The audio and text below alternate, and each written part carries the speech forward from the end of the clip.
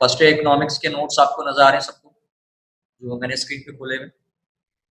अच्छा, यहाँ पर अगर हम थोड़ा सा इसमें नीचे जाएं तो लास्ट क्लास में हमने जो डिस्कशन की थी, सबको मेरी आवाज आ रही है? अच्छा देखिए, आज की क्लास में अगर आप में से किसी को कुछ पूछना होगा, इनकेस आप में से किसी को पूछना होता है, तो आप क्या करेंगे, अपना हैंड रेज करेंगे, सही, और हैंड रेज करके जो है वो मुझसे सवाल करेंगे कि सर हमें ये चीज पूछनी है, आप हमें इस चीज का जवाब दे दें। तो मैं आपको फिर उसी वक्त जो है वो उस चीज का आपको अनम्यूट का ऑप्शन करूंगा कि आप अनम्यूट हो जाए, और फिर जो है वो आप जो है वो मुझसे सवाल कर सकते हैं, या जो भी आपको पूछना हो आप मुझसे पूछ सकते हैं। सही है। अच्छा, हमने लास्ट क्लास में मार्शल की डेफिनेशन और रॉबिन्स की डेफिनेशन पढ़ी थी। मुझे बताया, हमने माइक्रो मैक्रो का डिफरेंस पढ़ लिया ना जल्दी से? हम ये माइक्रो मैक्रो का डिफरेंस पढ़ चुके हैं ना? एक मिनट।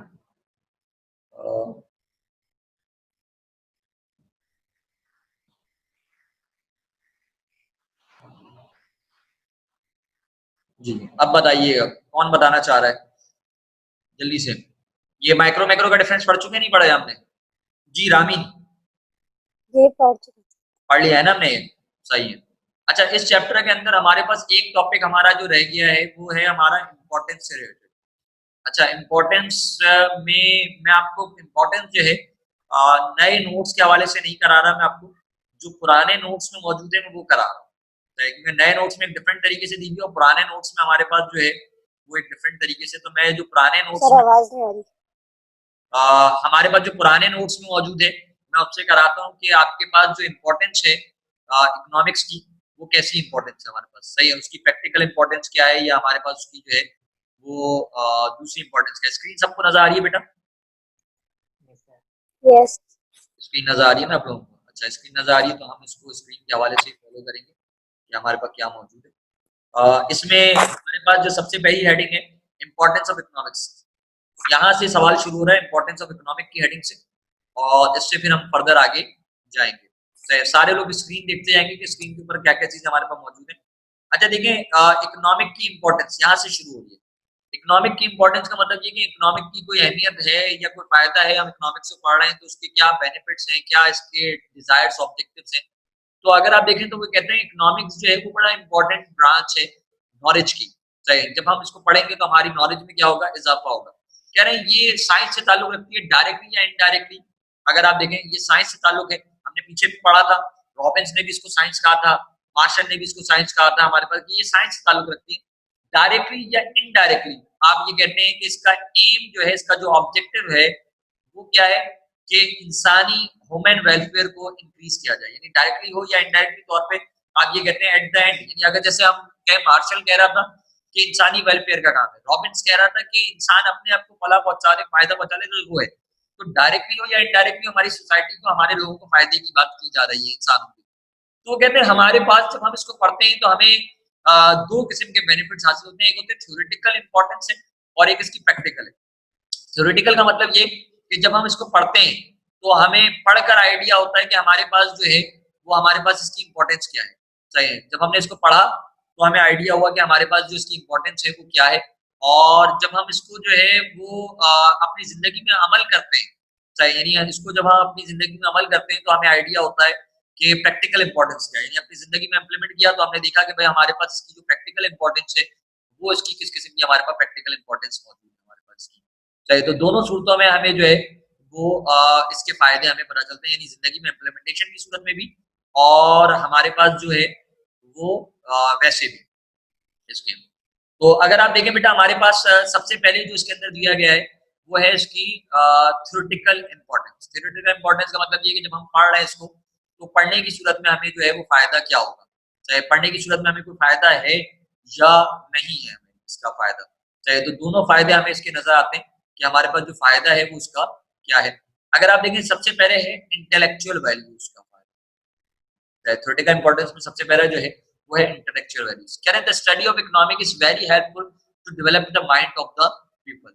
सबसे पहला फायदा क्या है, जब आप इसको स्टडी करेंगे तो क्या होगा, आपका इंसानों का जो है वो एक माइंड बनेगा, माइंड डेवलपमेंट होगी इकोनॉमिक टर्म्स के हवाले से, इकोनॉमिक अंडरस्टैंडिंग के हवाले से।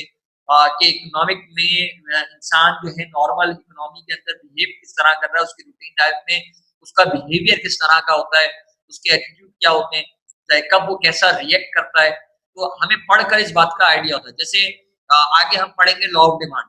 अब अगर हम लॉ ऑफ डिमांड पढ़ेंगे तो उसके अंदर हम ये बात पढ़ेंगे कि हम ये देखेंगे कि जब कीमतें कम होती हैं तो इंसान ज्यादा खरीदता है, तो हम ये चेक करेंगे क्या हमारी रूटीन लाइफ में इंसान ऐसा करता हुआ नजर आ रहा है या नहीं आ रहा, तो ये सारी चीजें हमें जो है उसमें नजर आती है। तो वो कह रहे हैं हमें अंडरस्टैंड इकोनॉमी को अंडरस्टैंड करना ईजी हो जाएगा। अपनी डेली लाइफ को, रूटीन लाइफ को जब हम पढ़ेंगे तो हमें समझना आसान हो जाएगा कि इंसान ऐसा बिहेव क्यों कर रहा है, इसके पीछे क्या रीजन है, या आगे इंसानी रिएक्शन इससे रिलेटेड क्या होगा। पढ़कर आपको अंडरस्टैंड करना, समझने में आसानी होगा, राइट। यानी बहुत सारी चीजें ऐसी जो जिनको नहीं जानते आप। बिल्कुल अभी मैं कहूँ आपके भाई एक वर्ड है स्पेकुलेशन, सही है, जो यूज होता है इकोनॉमी के अंदर या अकाउंट्स के अंदर, आप स्पेकुलेशन का वर्ड आप नहीं जानते कि ये क्या चीज है, लेकिन जब आप इसके बारे में स्टडी करेंगे तो आपको आइडिया होगा कि स्पेकुलेटर किसको कहते हैं, वो स्पेकुलेशन किस तरह करता है, क्या चीजें हैं उसके अंदर, वो फायदेमंद है या नुकसानदेह। तो आपकी नॉलेज में इजाफा भी होगा और आपका उससे रिलेटेड एक माइंड डेवलपमेंट होगी। चाहे दूसरे नंबर पे अगर आप जाएं तो अगर आप देखें तो आपके पास इसका जो दूसरा बेनिफिट आपके पास लिखा हुआ नजर आ रहा है, वो नजर आ रहा है स्टडी के अंदर नॉलेज अबाउट इकोनॉमिक सिचुएशंस। चाहे क्या होगा आपके पास कि इकोनॉमिक सिचुएशंस के बारे में आपकी नॉलेज में इजाफा हो। अब क्या कह रहे हैं अगर आप देखें तो यहाँ पर नॉलेज से रिलेटेड वो कह रहे हैं in modern education of a person can not be considered complete unless he has some knowledge about economics. कह रहे हैं आज के दौर में कोई भी शख्स की तालीम जो है वो कंप्लीट ही नहीं है जब तक वो इकोनॉमिक्स ना पढ़े, जब तक वो इकोनॉमिक की स्टडी ना करे। मैंने पता नहीं आप लोगों को ये बात बताई थी नहीं बताई थी कि हमारे जो साइंस के स्टूडेंट्स हैं, जो मेरे पास इंजीनियरिंग पढ़ रहे हैं, मेडिकल पढ़ रहे हैं, उनके पास भी इकोनॉमिक एक सब्जेक्ट के तौर पे पढ़ाया जाता है। उनको भी कहा जाता है कि आपको भी क्या पढ़ना है, आपको भी इकोनॉमिक्स पढ़नी है। यानी ऐसा नहीं है कि आप ये कहेंगे कि आपको इकोनॉमिक्स नहीं पढ़नी है, जनाब आपको भी इकोनॉमिक की स्टडी करनी है। अगर आप इकोनॉमिक की स्टडी नहीं करेंगे तो वो आपके लिए कंप्लीट नहीं है, क्योंकि जाहिर सी बात है, देखो मैं रूटीन टाइप इंसान की जिंदगी जो है वो इंसान की जिंदगी के अंदर ये सारी चीजें मौजूद है, उसको ये सारी चीजें करनी है। तो जब आपको ये सारी चीजें करनी है तो आपको पता होना चाहिए कि आपको उसको कैसे फॉलो करेंगे। यानी मैं कहूँ इंसान, हर इंसान जो है वो मार्केट जाता है, हर इंसान चीजें खरीदता है, बाय करता है। तो जब चीजें खरीद रहा है, बाय कर रहा है, तो आपको इंसानी बिहेवियर को ये बात, वो उसका बिहेवियर ऐसा क्यों है उसको आपको देखना पड़ेगा, सही है। अच्छा अब देखो यहाँ पर वो कहते हैं because we know the problems. अब देखो हर इंसान, यहाँ पर एक चीज है कि चाहे वो इंजीनियर हो चाहे वो डॉक्टर हो, सही है, हमारी सोसाइटी में जितने भी लोग रहते हैं किसी भी फील्ड से ताल्लुक रखते हैं, उन सबको अपनी जिंदगी के अंदर कुछ मसाइल ऐसे जो इकोनॉमी के सबको बर्दाश्त करने पड़ते हैं, जैसे कि इन्फ्लेशन, कीमतों का बढ़ना। अब अगर कीमतें बढ़ रही हैं तो क्या वो सिर्फ कॉमर्स के स्टूडेंट के लिए बढ़ रही है? क्या कहते हो? क्या साइंस वाले के लिए नहीं बढ़ रही, इंजीनियरिंग वाले के लिए नहीं बढ़ रही? क्या इंजीनियरिंग वाले को नुकसान नहीं होगा उसका? सबको होगा ना, सब उससे इफेक्टेड होंगे, चाहे वो कोई अमीर आदमी है चाहे वो कोई गरीब आदमी है, सब उससे इन्फ्लेशन से मुतासर हो रहे हैं। तो कह रहे हैं आपको पढ़ना पड़ेगा, स्टडी करना पड़ेगा। फिर अनएम्प्लॉयमेंट, अगर हम अनएम्प्लॉयमेंट की बात करते हैं तो हमें जो अनएम्प्लॉयमेंट नजर आती है वो हमें नजर आता है कि वो सबके साथ है, यानी किसी एक के साथ अनएम्प्लॉयमेंट नहीं है कि हम ये कहें कि किसी एक के साथ हमारे पास अनएम्प्लॉयमेंट होगी। तो अनएम्प्लॉयमेंट का जो फैक्टर है वो हमें सबके साथ होता हुआ नजर आता है, सही है। अनएम्प्लॉयमेंट की बात अगर हम बात करें तो हमें जो नजर आ रहा है वो नजर आता है एग्रीकल्चर बैकवर्डनेस। अब कुछ जगहों पर एग्रीकल्चर बहुत अच्छी है, काश्तकारी बहुत अच्छी है, कुछ जगहों पर एग्रीकल्चर बैकवर्डनेस है, यानी वहां पर जो है एग्रीकल्चर के काम जो है वो तो बहुत ज्यादा तरक्की नहीं है, जदीद मशीनों का सामान होता। तो उसके पीछे क्या रीजन है, क्यों हमारा एग्रीकल्चर बैकवर्ड है? जैसे पाकिस्तान में एग्रीकल्चर बेस्ड कंट्री है, लेकिन पाकिस्तान एक एग्रीकल्चर बेस्ड कंट्री होने के बावजूद भी पाकिस्तान को बहुत सारी चीजें ऐसी हैं जो बाहर से इम्पोर्ट करनी पड़ती है। पाकिस्तान अपनी एग्रीकल्चर जरूरियात को पूरा करने के लिए उनको क्या करता है, बाहर से इम्पोर्ट करता है। तो एग्रीकल्चर बैकवर्डनेस, इसके पीछे क्या रीजन है? जब आप स्टडी करते हैं तो फिर आपको इस बात का आइडिया होता है कि हमारे मसाइल क्या है। फिर तीसरे नंबर पे अगर आप देखें तो वो कहते हैं to understand the economic system. कह रहे जब आप इसको पढ़ते हैं तो आपको इकोनॉमिक सिस्टम्स का आइडिया होता है कि इकोनॉमिक सिस्टम्स हमारे जो है वो कैसे हैं, और हमारे इकोनॉमिक सिस्टम्स में हमारा जो बिहेवियर है वो कैसा है इकोनॉमिक सिस्टम के अंदर। अब इकोनॉमिक सिस्टम्स में अगर आप देखें तो सबसे पहले है capitalism, socialism, Islamic economic systems. या तो अगर आप लोगों को, तो जब मैं फर्स्ट क्लासेस, जब मैंने शुरू की क्लासेस ली थी तो मैंने आपको ये इकोनॉमिक सिस्टम्स के बारे में आपको समझाया था कि इकोनॉमिक सिस्टम्स क्या है हमारे पास, और इकोनॉमिक सिस्टम में हमारा बिहेवियर किस तरह का होता है। चाहे कैपिटलिज्म क्या है, जिसमें हमने ये कहा था कि अमीर आदमी अमीर से अमीर होता जाता है, का निजाम मौजूद है हमारे पास, सूदी निजाम मौजूद है। जबकि हमने जब सोशलिज्म की बात की थी तो हमने सोसाइटी की बात की थी। हमने कहा था इसमें सोसाइटी की बात करते हैं, सोसाइटी की परवाह करते हैं, हम वो काम करते हैं जो लोगों को ज्यादा से ज्यादा फायदा दे। चाहे फिर हमने कहा था कि सोशलिज्म के अंदर कंट्रोल एनवायरनमेंट है, यानी प्राइस जो है वो कंट्रोल है, कोई बादशाही कोई इदारा को कंट्रोल कर रहा होगा, डिमांड एंड सप्लाई को कंट्रोल करेगा। जबकि कैपिटलिज्म में क्या था, डिमांड एंड सप्लाई अनकंट्रोल थी, चाहे यानी जिसको जैसा दिल चाह रहा था वो अपने हिसाब से कीमतें रख रहा था, अपने हिसाब से चीजें बेच रहा था। चाहे जबकि फिर हमने एक इस्लामिक सिस्टम की बात की थी, वो सिस्टम जो नबी करम सल्लल्लाहु अलैहि वसल्लम ने मदीने में मुतारिफ कराया था, जिसके अंदर मुसलमानों का भाई करार दिया गया, जिसके अंदर इंटरेस्ट के निजाम को हराम करार दिया गया, जिसके अंदर जो है वो पड़ोसी के ख्याल रखने का आपको कहा गया, चाहे पड़ोसी गैर मुस्लिम हो, सही, लेकिन आपसे कहा गया कि अगर तुम्हारा पड़ोसी भूखा सोएगा तो उनसे हिसाब लिया जाएगा। सही, तो ये चीजें जो है वो आपको नजर आती है इस्लामिक सिस्टम के अंदर। सही, इस्लामिक सिस्टम के अंदर इन्हिसार नजर आता है कि आप जो है वो जज्बा इन्हिसार मौजूद है, आप दूसरों को जो है वो दूसरों के ऊपर खर्च करने की गई है, ये जरूरत के मंदों की जरूरियात को पूरा करें। जब जरूरियात को पूरा करें तो इस तरह पूरा करें कि किसी की अगर मदद कर रहे हैं तो एक हाथ से अगर मदद करें तो दूसरे हाथ को पता ना चले, यानी इंसानी जिस्म का दूसरा हाथ है, लेकिन ऐसे खामोशी से मदद करें कि दूसरे को पता ना चले। ये इस्लामिक सिस्टम है। इस्लामिक सिस्टम्स में से रिलेटेड हमने बहुत कुछ डिस्कस किया था ऑलरेडी, तो मैं सिर्फ थोड़ा सा रिकैप कर रहा था इसके हवाले से। तो जब हमने पढ़ना शुरू किया इकोनॉमिक को तो हमें पता चला अच्छा इस सिस्टम को ये कहते हैं, इसको ये कहते हैं, इसको ये कहते हैं। फिर अगर या तो हमने एक मिक्स सिस्टम का भी तस्करा किया था कि हमारे पास एक मिक्स सिस्टम है जिसके अंदर कहीं कैपिटलिज्म है, कहीं सोशलिज्म हो जाता है, कहीं इस्लामिक हो जाता है हमारे पास। तो ये सारे सिस्टम्स हम ऑलरेडी डिस्कस कर चुके हैं। जब पढ़ेंगे, कोई बंदा इकोनॉमिक्स को पढ़ेगा तो उसको इन सिस्टम्स के बारे में पता चलेगा कि किन सिस्टम्स में कैसा बिहेव किया जाता है। बात समझ में आ गई सबको कि हमारी जो प्रैक्टिकल इंपॉर्टेंस है वो किस तरह की है? सबको समझ में आ गया नहीं आ गया? अच्छा, अब तो ये जो हमने पढ़ा था ये हमने थ्योरेटिकल पढ़ा था, सही है। अब हम बात कर रहे हैं किसकी? हम बात कर रहे हैं प्रैक्टिकल इंपॉर्टेंस की, कि हमारे पास जो प्रैक्टिकल इंपॉर्टेंस है वो हमारे पास प्रैक्टिकल इंपॉर्टेंस कैसी है, सही। और जब हम प्रैक्टिकल इंपॉर्टेंस की बात करते हैं तो जब हम प्रैक्टिकली देखते हैं तो हमें पता चलता है कि हमारी प्रैक्टिकल इंपॉर्टेंस क्या है। प्रैक्टिकल का मतलब ये कि हम अपनी जिंदगी में अपनी रूटीन लाइफ के अंदर जब हम उसको इम्प्लीमेंटेशन पे जा रहे हैं तो हमें कैसे असरात मिल रहे हैं, चाहे हमें कोई फायदा हो रहा है या नहीं हो रहा। हमें अगर प्रैक्टिकली जब आप जाते हैं अपनी जिंदगी में जब अमल करने जा रहे होते हैं तो फिर आप उसको अवेयर होते हैं उससे कि हमारे पास क्या चीज कैसी है। अच्छा, अब अगर आप प्रैक्टिकल इंपॉर्टेंस की बात देखें तो इसमें जो सबसे पहले है आपके पास प्रैक्टिकल इंपॉर्टेंस में वो है सोल्यूशन ऑफ इकोनॉमिक प्रॉब्लम्स। क्या है? Solution of economic problems. वो कह रहे हैं हमारी जो डे टू डे प्रॉब्लम्स हैं, चाहे वो हम इसकी मदद से सॉल्व कर पाते हैं, चाहे या हमें पता चल पाता है कि हमारी मसाइल किस किस्म के, जैसे कि मुल्क के अंदर अगर इन्फ्लेशन है या अनएम्प्लॉयमेंट है, चाहे या पानी की शॉर्टेज है हमारे पास या एयर पोल्यूशन है, तो इन प्रॉब्लम्स को हम कैसे सॉल्व कर सकते हैं, इन प्रॉब्लम्स को कैसे हम कम से कम कर सकते हैं। जैसे अगर मुल्क में महंगाई बढ़ रही है तो अब महंगाई बढ़ने के लिए जब आपके पास किसी चीज की कीमतें बढ़ रही हैं तो आप कहते हैं प्रोडक्शन करो, या तो प्रोडक्शन करो ताकि तुम्हारी सप्लाई बढ़ जाए, या तुम क्या करो उस चीज को बाहर से इंपोर्ट कर लो ताकि तुम्हारी मुल्क के अंदर जो सप्लाई है वो बैलेंस हो जाए, तुम्हें नुकसान ना हो। तो ये तुम्हें चीजें होती हुई नजर आती हैं।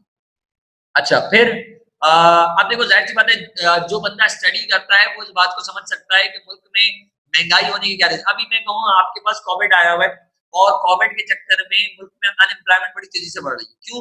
आपको नजर आ रहा है फैक्ट्रीज की डिमांड कम हुई हुई है, प्रोडक्शन कम हुई हुई है, फैक्ट्रीज को बंद किया हुआ है, काम करने की इजाजत नहीं है बहुत सारी जगहों पर। तो वो क्या करेंगे? वो मजबूरन क्या करेंगे? अनएम्प्लॉयमेंट करेंगे। वो कहेंगे भाई हमें जरूरत ही नहीं है, जब हमारी डिमांड ही नहीं है, हमारी प्रोडक्ट बिक ही नहीं रही, तो हम क्यों ज्यादा लोगों को हायर करें। सही, तो अब आपको अगर आपको मुल्क में एम्प्लॉयमेंट बढ़ानी है, सही, तो आप क्या करेंगे? आप कहेंगे भाई डिमांड बढ़ाओ, प्रोडक्ट की डिमांड बढ़ाओ। सही, जब डिमांड बढ़ेगी चाहे वो मुल्क के अंदर डिमांड हो या मुल्क से बाहर उस प्रोडक्ट की डिमांड हो, तो जो है मुल्क में लोगों के रोजगार के मौके ज्यादा से ज्यादा मिलेंगे जो ज्यादा बेनिफिशियरी साबित होंगे।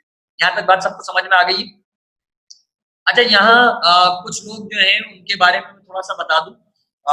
मैंने फिर इस बात को रिपीट कर रहा हूँ कि बेटा देखें अगर आपका कैमरा ऑन नहीं रहेगा तो ड्यूरिंग सेशन आप क्लास सेशन बाहर हो जाए, सही है। तो आपको जब क्लास में बैठे हुए आप, सही है, क्लास में ऑनलाइन लाइव हैं, तो आपको कैमरा अपना ऑन रखना है। सही है, कुछ लोगों ने ऑन नहीं रखा हुआ अपना कैमरा, वो लाज़मी अपना कैमरा ऑन रखें, वरना फिर दोबारा क्लास से रिमूव हो जाएँगे और बार-बार अगर रिमूव होंगे तो दोबारा ऐड नहीं होंगे। सही है, तो इसलिए बेहतर ये है कि आप जो है वो कैमरा ऑन करके बैठें सामने, ताकि मुझे नज़र आए कि आप क्लास में मौजूद हैं। सही है, ख़ासकर यहाँ पर ऑन है या हसनैन है, सही है, ये अपना कैमरा ऑन करें। सही, कैमरा आप कहीं जा भी रहे हैं अगर उठ के कोई काम के लिए, तो कैमरा आप रहें सामने कि आप जो है वो हैं मौजूद, सही, या उठ कर गए वहाँ से, ताकि मुझे पता चले कि कहीं आप गए थे क्लास छोड़ के। खाने-पीने पे कोई पाबंदी नहीं, घर में बैठे हुए खा पी सकते हैं, कोई इश्यू नहीं है। सही है। अच्छा, आगे देखें, हाँ, ये अलग बात है कि हो सकता है आपको कुछ लोगों की वजह से पेट में दर्द हो जाए। सही है, वो पॉसिबिलिटी है। सही है, तो वो आप खुद ज़िम्मेदार होंगे, अगर सामने बैठ के खाएँ-पिएँगे, तो नज़र लग गई तो मैं क्या कह सकता हूँ इस बारे में। सही है। अच्छा देखें, guidance for businessman and industrialist. अब पहला फ़ायदा तो हुआ कि हमारे पास प्रॉब्लम्स को सॉल्व करने का, दूसरा है कि जब हम इसको स्टडी करते हैं तो जो बिज़नेसमैन है या एक इंडस्ट्रियलिस्ट है, उसको किस किस्म की गाइडेंस है, उसको कोई गाइडेंस है या नहीं है इसके हवाले से। तो कह रहे हैं भाई, एक बिज़नेसमैन के लिए या एक इंडस्ट्रियलिस्ट के लिए फ़ायदेमंद है। क्यों फ़ायदेमंद है? उसको प्राइस क्या सेट करने हैं अपनी प्रोडक्ट के, उसको अपनी प्रोडक्ट को किस मार्केट में लेकर जाना है, चाहे उसके जो सप्लाई है, चाहे उसके फैक्टर्स या उसकी जो मार्केट डिमांड है, चाहे वो कैसे मुतासर होगी, चाहे उसकी डिमांड को वो कैसे बढ़ाएगा, कैसे कम करेगा, अपनी डिमांड को कैसे जो है वो अपने प्राइस को कंट्रोल करेगा या प्राइस बढ़ाएगा, अपनी कॉस्ट ऑफ प्रोडक्शन को कैसे कंट्रोल करेगा। देखो, हर बिजनेसमैन, हर इंडस्ट्रियलिस्ट की ख्वाहिश ये होती है कि वो अपने प्रॉफिट को मैक्सिमाइज करे। चाहे तो ये जो काम है, जब वो इकोनॉमी को स्टडी करेगा तो फिर वो समझ सकेगा कि वो कैसे अपनी प्रोडक्ट को मैक्सिमाइज कर पाएगा, अपनी प्रोडक्ट को ज़्यादा से ज़्यादा बेचना है उसको या कम बेचकर ज़्यादा मुनाफ़ा कमाना है, दोनों सूरतें। बाद जगहों पर आप अपनी क्वांटिटी को कम करते हैं, तो मुनाफ़ा बढ़ जाता है और बाद जगहों पर ऐसी आपका है कि आपको क्वांटिटी बढ़ानी पड़ती है, तो आपका मुनाफ़ा बढ़ता है। तो आपको देखना पड़ेगा, जब आप स्टडी करेंगे, अपनी मार्केट डिमांड को स्टडी करेंगे, तो फिर आपको पता चलेगा कि आपको कैसा बिहेव करना है। कुछ जगहों पर प्राइस का बढ़ाना फ़ायदेमंद है, कुछ जगहों पर प्राइस का कम करना फ़ायदेमंद है। प्राइस कम करोगे, तुम्हारी डिमांड बढ़ जाएगी। तुम्हें बहुत फायदा होगा, प्राइस बढ़ाओगे तुम्हारा नुकसान हो जाएगा। तो ये सब देखना पड़ता है। फिर गवर्नमेंट अगर टैक्स लगा रही है, टैक्स लगाने की सूरत में हमारा हम पर क्या असर पड़ेगा, डायरेक्टली या इनडायरेक्टली। सही है, यानी जो बिजनेसमैन है उसके ऊपर, उसकी प्रोडक्शन के ऊपर कैसा असर पड़ेगा, क्या प्रोडक्शन बढ़ेगी या कम हो जाएगी, क्या इफेक्ट्स है। ये सारी चीजें जो है वो एक बिजनेसमैन को एक गाइडलाइन प्रोवाइड करती है। जैसे अगर मैं कहूँ आप कोई रॉ मटेरियल बाहर से इम्पोर्ट कर रहे थे, तो अगर मैं कहूँ ये पेन है, सबको नजर आ रहा है, इस पेन को इम्पोर्ट बनाने के लिए आप जो है अगर बाहर से चाहे प्लास्टिक इम्पोर्ट कर रहे हैं, और प्लास्टिक अगर मैं कहूँ बिल्कुल 100 रुपए का आ रहा था पहले, प्लास्टिक आपके पास 10 किलो जो है वो प्लास्टिक 100 रुपए का आ रहा है आपके पास, और गवर्नमेंट ने अब टैक्स लगा दिया। टैक्स लगाने की सूरत में होगा क्या कि ये प्लास्टिक महंगा हो जाएगा। जब प्लास्टिक महंगा हो जाएगा तो मेरी कॉस्ट ऑफ प्रोडक्शन बढ़ जाएगी। अब मैं इस सेम कीमत पर इस पेन को, अगर ये पेन पहले 10 रुपए का बेच रहा था एक पेन बनाकर, तो अब 10 रुपए का नहीं बेचूंगा, मैं 15 रुपए का बेच रहा हूँ या 20 रुपए का बेचूंगा, क्योंकि मेरी कॉस्ट ऑफ प्रोडक्शन बढ़ गई है। तो यहाँ पर हम देखते हैं कि टैक्सेस का या इम्पोर्ट ड्यूटीज का या एक्सपोर्ट ड्यूटीज का हमारी प्रोडक्शन के ऊपर कैसे असर पड़ रहा है, हमें फायदा हो रहा है या हमें नुकसान हो रहा है। एक बिजनेस में जब स्टडी करता है तो उसको फिर इस बात का आइडिया, जब प्रैक्टिकल लाइफ में जाता है तो फिर वो प्रिडिक्ट कर पाता है कि इसका जो इम्पैक्ट होगा मेरी प्रोडक्ट के ऊपर, गवर्नमेंट अगर टैक्स लगाने जा रही है या टैक्स कम करने जा रही है, तो उससे मुझे फायदा होगा या मुझे नुकसान होगा। सही, ये सारी चीजें वो प्रिडिक्ट कर पाता है, उनके ऊपर वो अमल कर पाता है, वो रिएक्शन शो कर पाता है गवर्नमेंट को कि भाई ये आपका डिसीजन अच्छा है या ये आपका डिसीजन बुरा है। सही, क्लियर है, बात समझ में आ गई सबको? जी। अच्छा, फिर है equal distribution of wealth. Equal distribution of wealth का मतलब ये है कि दौलत की इक्वल तकसीम। सही है, हमारे पास एक मसला ये है कि कैपिटलिज्म में अगर आप देखें तो अमीर आदमी जो है वो अमीर से अमीरतर हुए जा रहा है, जबकि गरीब आदमी जो है वो गरीब से गरीबतर हुए जा रहा है, जो कि अनइक्वल डिस्ट्रीब्यूशन की अलामत है। तो बहुत सारे ममालिक में अनइक्वल डिस्ट्रीब्यूशन का बड़ा मसला है कि कुछ आदमी तो अमीर से अमीरतर हो रहे हैं और कुछ आदमी गरीब से गरीबतर। तो जब आप अपनी रूटीन लाइफ में या रियल लाइफ में जाते हैं और इसको प्रैक्टिकली तौर पे इम्प्लीमेंट करते हैं अपनी जिंदगी में, तो आप कोशिश करते हैं कि इक्वल डिस्ट्रीब्यूशन करें। चाहे इक्वल डिस्ट्रीब्यूशन जो है वो फायदेमंद साबित होती है। मैं अक्सर एक एग्जाम्पल देता हूँ इस बात को समझाने के लिए। चाहे पूरी कंट्री के ऊपर तो समझाना थोड़ा सा मुश्किल होगा, मैं सिर्फ तुम्हें तुम्हारे ऊपर रखकर एक एग्जाम्पल देता हूँ, तुम्हें बात समझ में आ जाएगी। मैंने शायद ये एडम स्मिथ वाले में शायद एग्जांपल दी थी। बिल्कुल मैं कहूँ अगर मैं 4 बंदों को हायर करता हूँ, सही है, मैं अपने पास 4 बंदों को हायर कर रहा हूँ और मैं कह रहा हूँ भाई 4 बंदों को मैं अलग-अलग पे करूँगा। काम चारों को एक ही करना होगा लेकिन उनकी जो उनका जो तनख्वाह है वो सबको अलग-अलग होगी। अब वो जो 4 बंदे मेरे पास वो ज़रा समझिएगा, हमारे पास 4 बंदे वो कौन-कौन है जिनको हम इस एग्जांपल में इस्तेमाल कर रहे हैं। मेरे पास मैं कहूँ एक हमारे पास है अब्दुल्ला भाई, एक अदन है, एक अज़ीम है और एक हमारे पास जो है वो हसनैन भाई है, 4 लोग। मैं कहूँ अब्दुल्ला को मैंने जो है वो बुलाया, मैंने कहा अब्दुल्ला तुम्हें रोज़ाना की बुनियाद पर 100 डब्बे पैक करने हैं। सही है और अब्दुल्ला जब आएगा तो अब्दुल्ला को जो है वो हम 3000 रुपए तनख्वाह पेड करेंगे। चाहे अब्दुल्ला के बाद अगर मैं अदन की बात करूं, अदन जो आएगा अदन को भी 100 डब्बे पैक करने हैं लेकिन अदन को 2000 रुपए दूंगा। अजीम अगर आ रहा है तो अजीम को जो है वो मेरे पास मैं 1000 रुपए दे रहा हूँ, सही है। और हमारे पास जो हसनैन भाई है हमारे पास, सही, इनको जो है वो हम जो है वो कुछ भी पैसे नहीं दे रहे। हसनैन से कह रहे हैं हसनैन आप आए और आकर जो है वो फ्री में काम करें हमारे पास, सही है। तो हुआ क्या, फर्स्ट डे जब दोनों चारों आएंगे तो चारों बड़े मोटिवेटेड होंगे, चारों कहेंगे भाई हमें काम करना है, हमें सर ने बुलाया है, हम काम करेंगे। अच्छा चारों 1 महीने तक 100-100 डब्बे बनाते रहेंगे।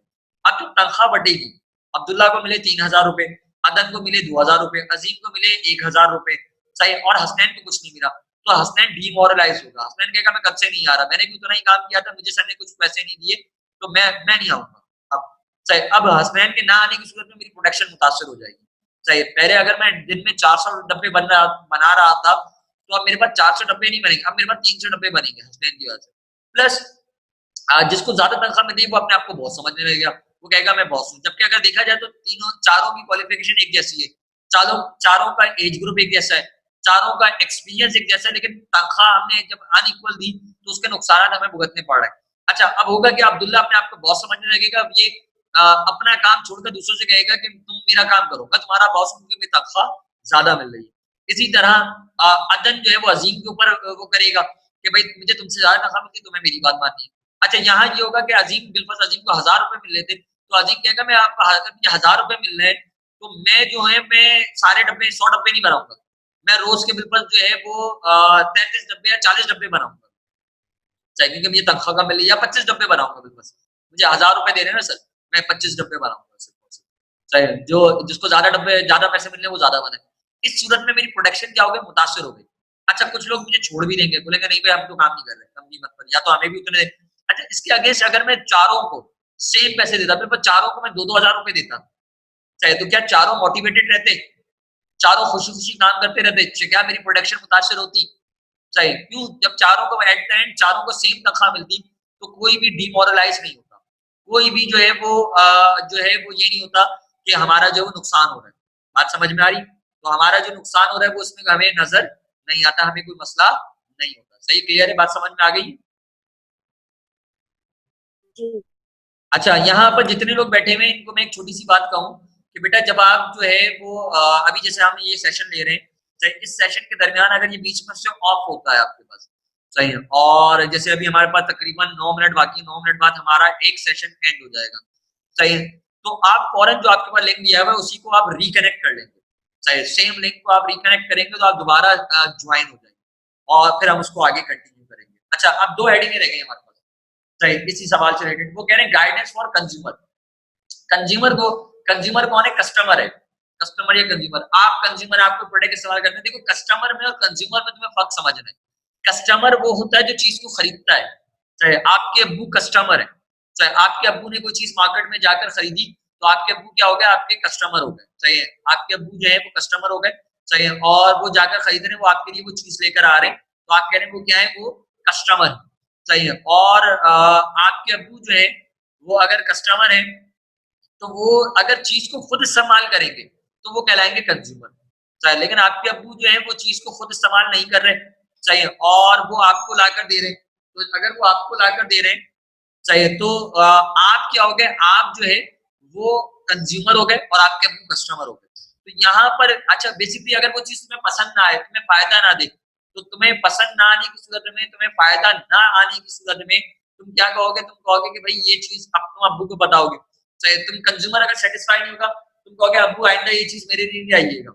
बेसिकली क्या होती है कि कंज्यूमर, अच्छा मोस्टली केसेस में जैसे अगर मैं जाकर चीज बाय करता हूँ अपने लिए, तो मैं ही कस्टमर हूँ और मैं ही कंज्यूमर भी हूँ, सही है। तो यहाँ पर क्या है कि वो कहते हैं every customer has to face problems of unlimited wants, कह रहे हैं हर बंदा जो, हर कस्टमर जो है, हर कंज्यूमर जो है, वो क्या कर रहा है, उसकी अनलिमिटेड वांट्स है, ख्वाहिशात बहुत सारी है, लेकिन उसके पास क्या है, लिमिटेड रिसोर्सेज। हमने रॉबिन्स की डेफिनेशन में बात पढ़ी थी।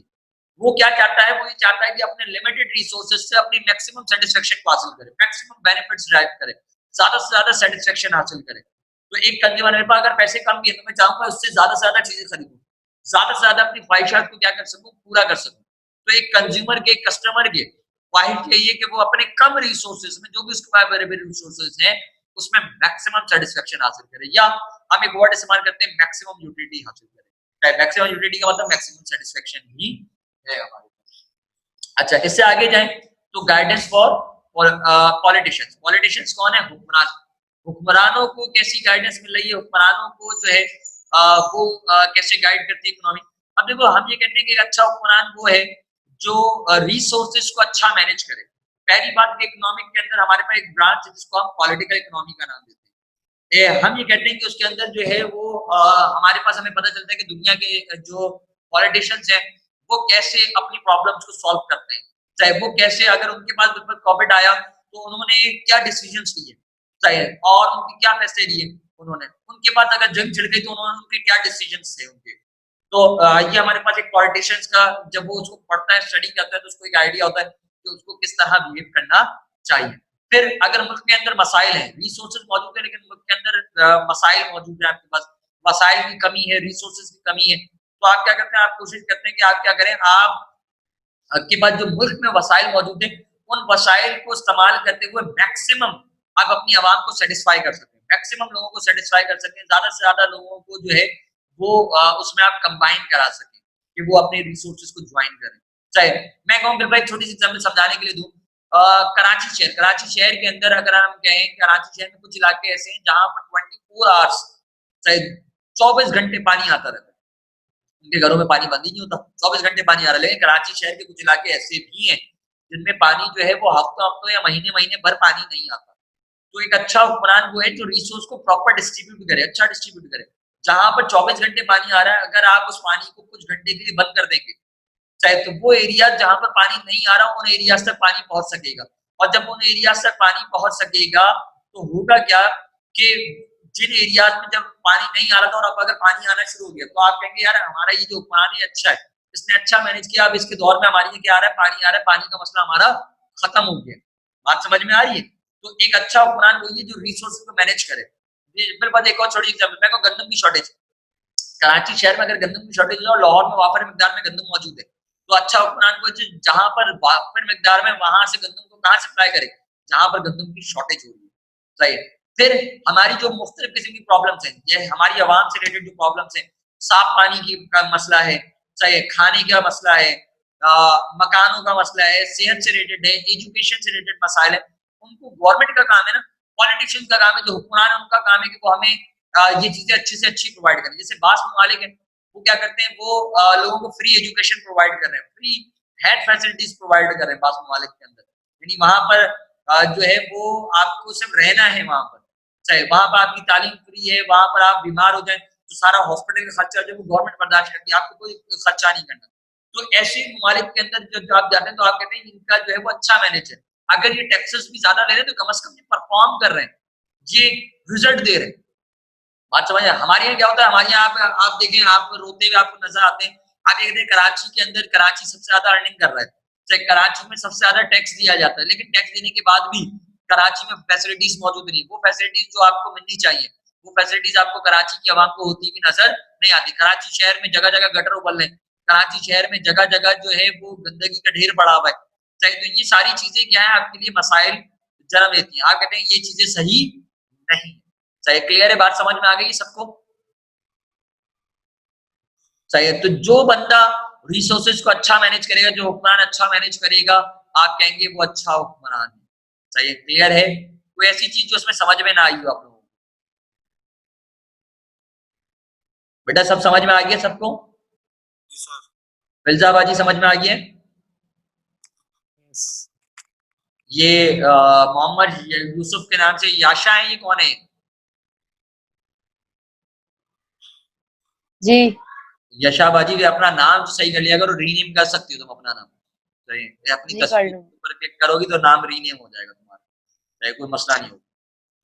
अच्छा यहाँ जो है वो हम एंड कर रहे हैं और दोबारा रिकनेक्ट होंगे हम सारे जो क्या नाम है बाजी का, यशा यशा यशा बाजी, यशा बाजी तो एक मिनट।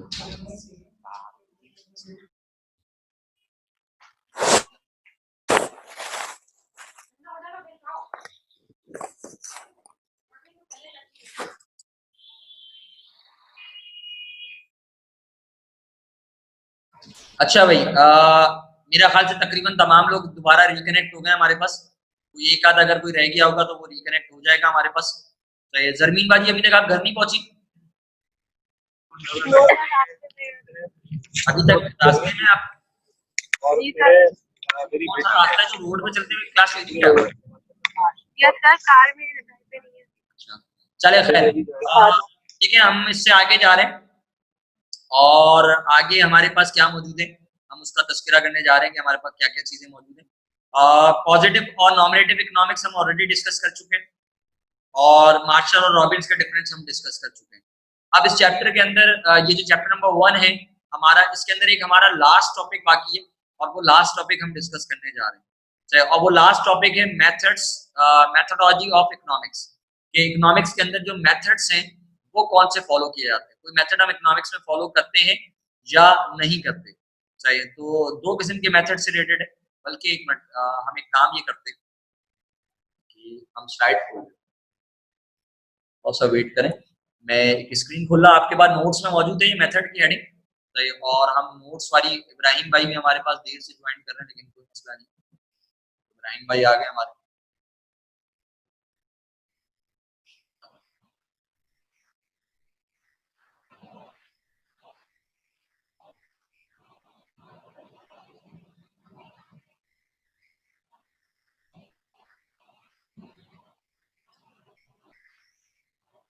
सर जी 2 मिनट में पानी पीकर आ रही। हाजी पानी पीना आप पी के आ जाए, कोई मसला नहीं, कोई पाबंदी थोड़ी आपके ऊपर पानी पीने पे, या बैठे बैठे आप अपने साथ बोतल रख लें, कोई मसला नहीं है। मैंने आप लोगों को बोला भी कि आप खा भी सकते हैं, पी भी सकते हैं, कोई मसले की बात नहीं है, कोई पाबंदी नहीं है आपके ऊपर खाने पीने के ऊपर, घर में बैठे हुए तो आप एंजॉय कर सकते हैं, ये तो फायदा है आपको घर में बैठ के क्लास लेने का। अच्छा ये स्क्रीन सबको नजर आ रही है बेटा? स्क्रीन सबको नजर आ रही है? अच्छा इस स्क्रीन के ऊपर हमारे पास जो है हम वो देखते हैं। अच्छा ये स्क्रीन थोड़ा सा कट रहा है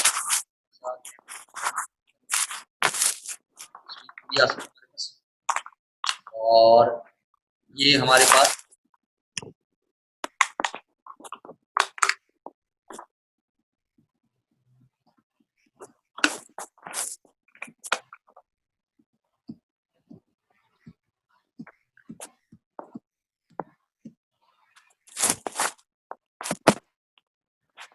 अच्छा ये थ्योरेटिकल और प्रैक्टिकल इंपॉर्टेंस अभी हम डिस्कस कर रहे थे, पॉजिटिव और नॉमिनेटिव,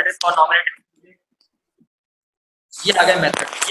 ठीक है बेटा, इकोनॉमिक्स के अंदर जो मेथड्स फॉलो कर किए जाते हैं हम उन मेथड्स का तस्करा यहाँ पे करने जा रहे हैं कि हमारे पास मेथड्स क्या हैं। आपके पास नोट्स के अंदर ये लास्ट टॉपिक है आपके पास, सही है कि मेथड्स क्या है हमारे पास, सही है। तो मैं मेथड्स वाले सवाल का जो है वो तस्करा यहाँ पे कर रहा हूँ ताकि आप समझ सकें और उसको कर सकें। अच्छा देखें इकोनॉमिक्स में वो कह रहे हैं दो किस्म के मेथड्स को हम फॉलो करते हैं, दो मेथड्स हैं इकोनॉमिक्स के अंदर जिसको हम लेकर चलते हैं, सही है। एक मेथड कहलाता है डिडक्टिव मेथड और एक कहलाता है इंडक्टिव मेथड। एक है डिडक्टिव और एक कौन सा है? Inductive method. एक को आप डिडक्टिव कह रहे हैं, एक को इंडक्टिव कह रहे हैं। डिडक्टिव मेथड के बारे में उसने सबसे पहले एक्सप्लेन किया, चाहे लफ्ज आपने देखा है एक बार टीवी में डिडक्टिव आते हैं, टीवी में मुख्तलिफ जासूसी के जो ड्रामे होते हैं या मुख्तलिफ मूवीज होती हैं उनमें डिटेक्टिव एजेंट्स दिखाते हैं। क्या करता है डिटेक्टिव एजेंट? कौन बताना चाहेगा? हमजा बताना चाहेंगे मुझे, हमजा, हमजा उल्लाह खान। हमजा एक डिटेक्टिव एजेंट एक मूवी में क्या करता है? माइक तो ऑन करो बेटा, माइक ऑन करो अपना। वो जासूसी करता है लोगों की। जासूसी करता है लोगों की, लेकिन वो जो जासूसी करता है वो किसी शक की बुनियाद पर कर रहा होता है ना। सही है, आप किसी शक की बुनियाद पर आप कहते हैं कि वो डिटेक्टिव एजेंट जो है किसी शक की बुनियाद पर क्या कर रहा होता है, जासूसी कर रहा होता है। बस हम ये कहते हैं कि वो जो है वो शक होता है कि इस बंदे ने मर्डर किया है, तो वो डिटेक्टिव क्या करता है, वो उसकी तहकीक करता है, इन्वेस्टिगेट करता है कि भाई क्या इसी बंदे ने किया है या नहीं किया। सही है। तो डिटेक्टिव में होता क्या है कि आप जो है वो एट द एंड आपको पता चलता है कि आप जिस बंदे को फॉलो कर रहे थे क्या वो वाकई चोर था या उसने मर्डर किया था या नहीं किया था। तो आपकी जो थॉट आप लेकर चल रहे होते हैं उसके एट द एंड आपको पता चलता है वो ट्रू रही या वो फॉल्स साबित हुई। सही, आप किसी और को समझ रहे थे, बाद में पता चलता है कोई और निकला। सही। तो डिटेक्टिव मेथड इकोनॉमिक्स के अंदर क्या करता है, कहता है अब देखो वो थी एक मूवी से रिलेटेड ना डिस्कशन।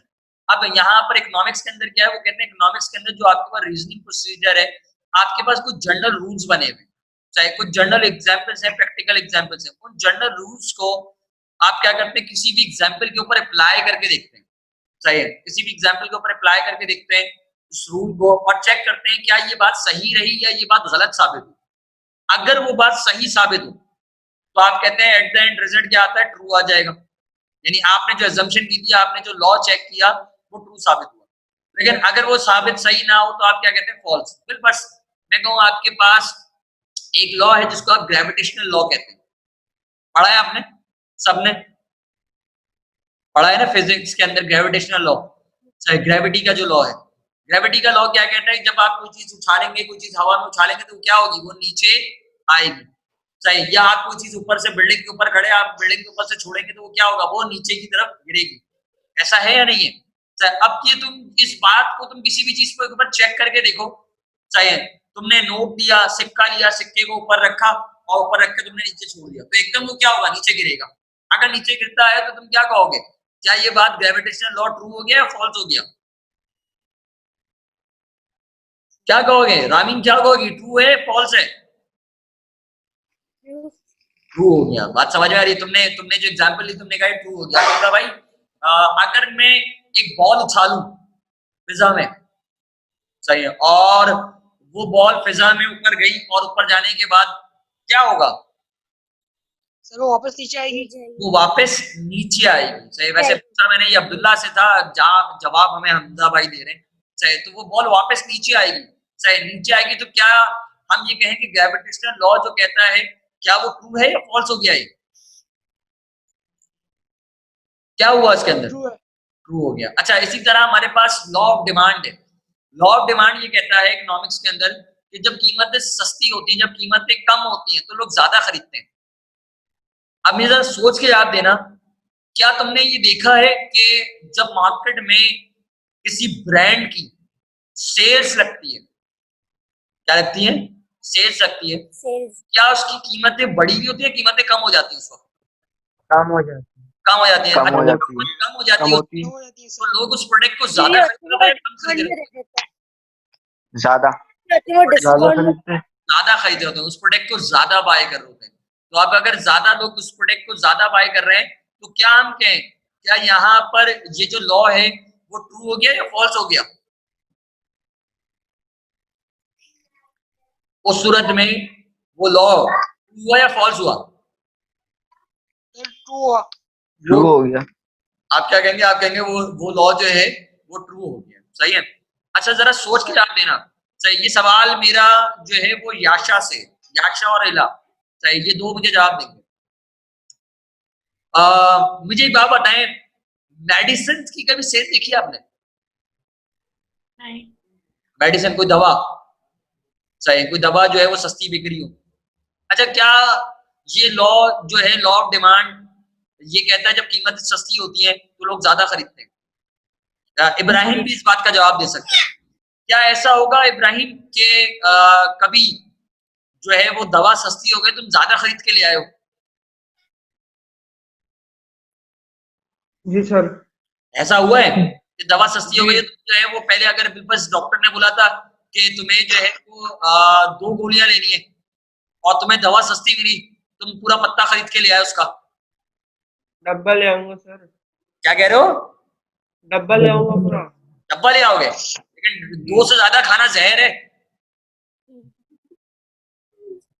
है आगे आगे के लिए रख लूंगा फ्यूचर में। आगे आगे के लिए लाजमी है कि तुम्हारी तबीयत वही खराब होगी। रूटीन आइटम वाली मेडिसिन की बात जिसकी थोड़ी खराब कर होगी उसको दे देंगे सर। रहे हैं, किसी और की खराब होगी उसको दे देंगे। सही आ रहा है ये भी सही। ये पता क्या रहेगा, ये सर सस्ती होगी ना तो मैं दुकान खोल के बैठ जाऊंगा और मैंने उसको टैबलेट आइडिया अच्छा है बेचना शुरू कर दूंगा, उसके रेट बढ़ेंगे। नहीं रूटीन सर, आइडिया अच्छा है। वो आप खुद ही खरीदते होंगे। चाहे एक नॉर्मल डॉक्टर ने जितनी भी हो रही है सस्ती भी मिल रही होगी तब भी नहीं खरीदेगा, चाहे क्योंकि डॉक्टर ने बोला था सिर्फ 2 गोली से ज्यादा इस्तेमाल नहीं करनी। क्या आपने देखा है कि मेडिसिन का जो भी ऐड आता है, चाहे वो आपके पास पैरासिटामोल का हो, चाहे या किसी भी टैबलेट का ऐड आपके पास टीवी पर अगर आ रहा होता है तो उसके साथ साथ क्या लिखा होता है उसके अंदर, आखिर में एक बात कहते हैं डॉक्टर के मशवरे से इस्तेमाल करें। लिखा होता है नहीं लिखा होता है, तो लोग ऐसा नहीं होता कि कई कई खरीद के ले आए। लोग क्या करते हैं उस जगह पर हमें नजर आता है कि ये लॉ अप्लाई होता हुआ नजर नहीं आ रहा होता, हम ये कहते हैं वहां पर उस जगह पर ये क्या हो गया फॉल्स हो गया। मैं इसकी एक और छोटी सी एग्जांपल दे दूं, बात समझ में आ जाएगी तुम्हें और आसानी से। मैं इब्राहिम आवाज नहीं आ रही। इब्राहिम भाई मैं आपसे बात कर रहा हूँ, सही है, बाकी लोग भी सुने।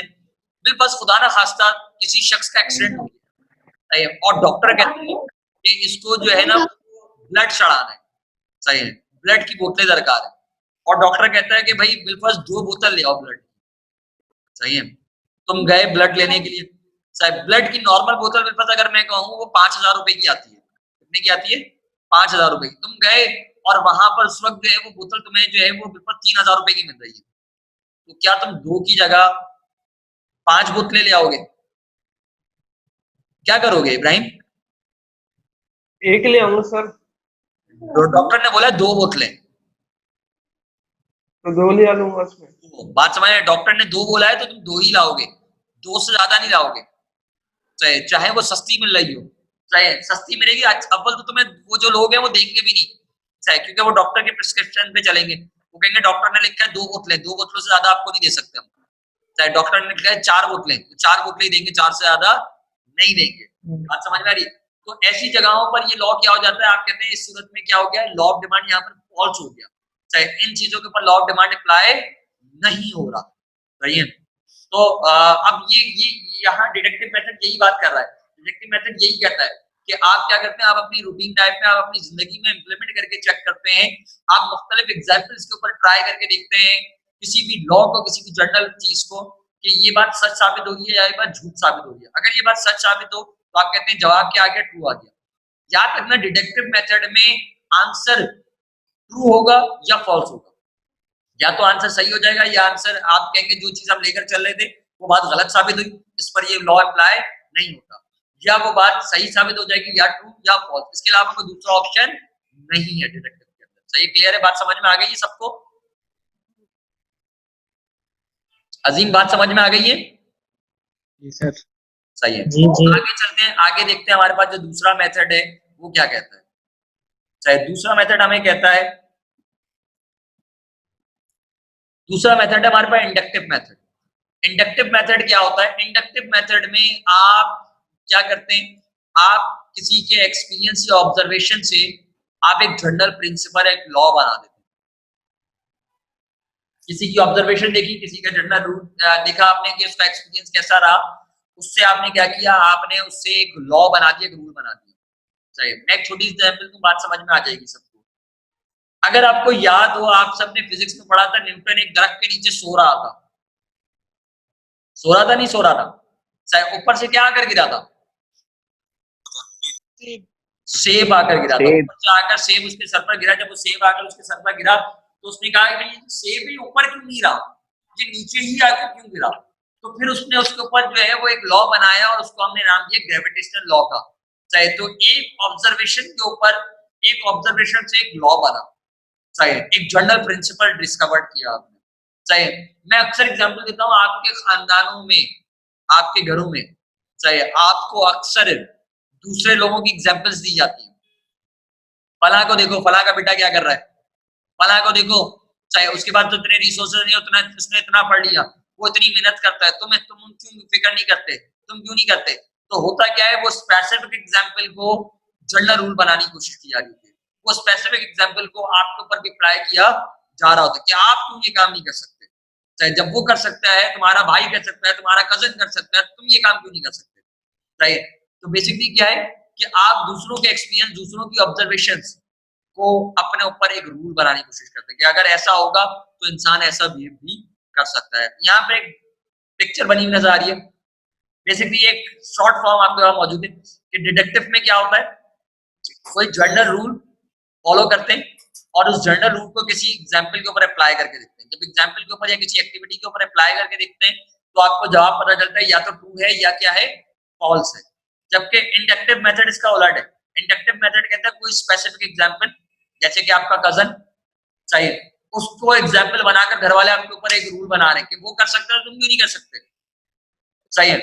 आप सबने देखा होगा हमारे पास जनरल रूल कहा जाता है, अगर पढ़ोगे नहीं तो क्या हो जाओगे, फेल हो जाओगे।